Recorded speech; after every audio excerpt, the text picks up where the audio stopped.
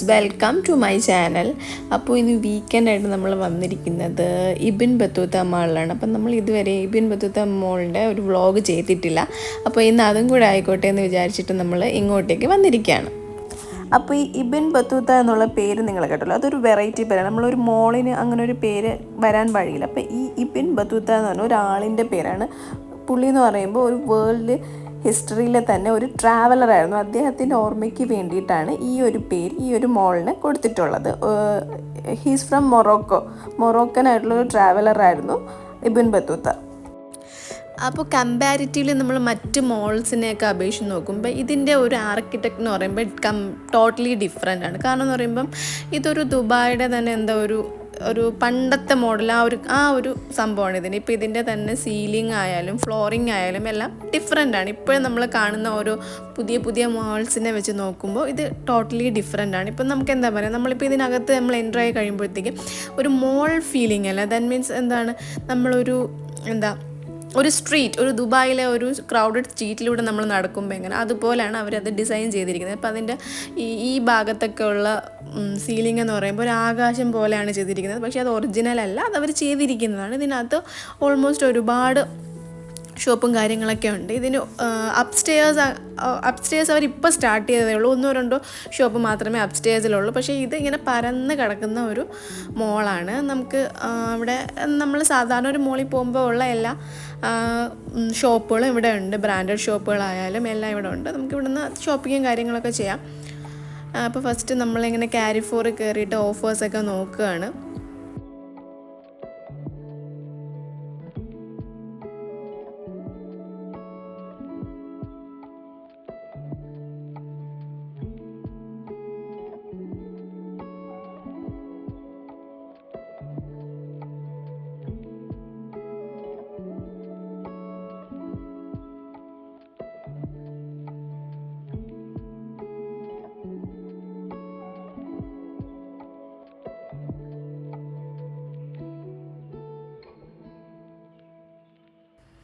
ഇത് ഫിഷിൻ്റെ സെക്ഷനാണ് കേട്ടോ. ഇവിടെ എന്ന് പറയുമ്പോൾ ഈ ഒരു ഫിഷിൻ്റെ ഒരു ആനിമേഷൻ പോലൊരു സംഭവം കൊടുത്തിട്ടുണ്ട്, വലിയൊരു വലുതായിട്ട് ഈ വോളിൽ.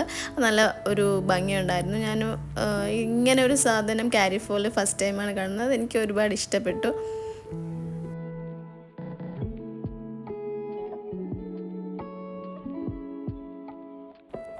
നമ്മൾ ഫസ്റ്റ് ടൈം ഇതിനകത്ത് കയറി കഴിഞ്ഞാൽ നമ്മൾ എവിടെ നിന്നാണോ കയറിയത് എന്നുള്ളൊരു പിടി നമുക്ക് കിട്ടത്തില്ല. സത്യം പറഞ്ഞാൽ ഒരു കിളി പാറിയ അവസ്ഥയാണ്. കാരണം ഇത് എങ്ങോട്ടാണ് എന്താണെന്നൊരു ഐഡിയയും കിട്ടത്തില്ല. ആ ഒരു രീതിയിൽ ഇങ്ങനെ പരന്ന് കിടക്കണ്. എങ്ങനെയെങ്കിലുമൊക്കെ കണ്ടുപിടിച്ചൊക്കെ വേണം പുറത്തിറങ്ങാനും. ഓരോ ഷോപ്പുകൾ സെക്യൂരിറ്റീസ് ഉണ്ട്, അവരോട് ചോദിച്ചു കഴിഞ്ഞാൽ അവർ കറക്റ്റ് നമ്മളെ ഗൈഡ് ചെയ്യും ഇങ്ങോട്ടാണ് ഏതാണെന്നൊക്കെ ഉള്ളത്.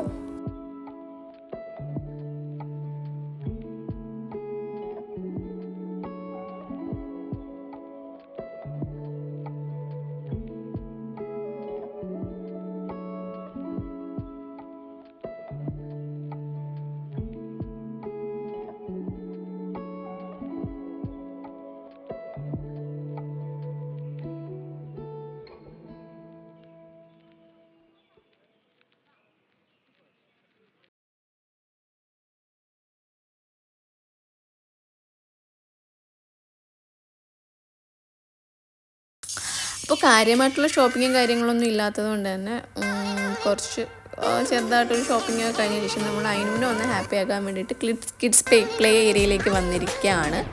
ഇവിടെ എന്ന് പറയുമ്പോൾ അവേഴ്സിനാണ് നമ്മൾ പേ ചെയ്യേണ്ടത്. അപ്പോൾ 1 അവർ നമ്മളിവിടെ സ്പെൻഡ് ചെയ്തതിന് ശേഷം പിന്നെ നമ്മൾ നേരെ തിരിച്ച് വീട്ടിലേക്ക് പോയി.